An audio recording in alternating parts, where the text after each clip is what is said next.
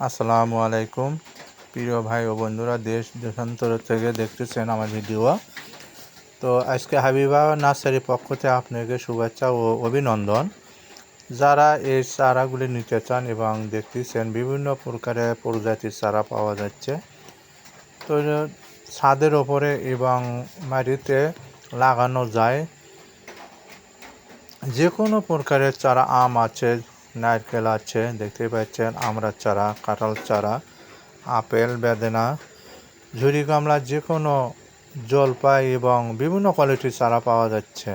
তো নিতে চাইলে স্ক্রিনের ওপরের নাম্বারে যোগাযোগ করতে পারেন এবং আমরা ডেলিভারি কোরিয়ার মাধ্যমে দিয়ে থাকি। আসসালামু আলাইকুম।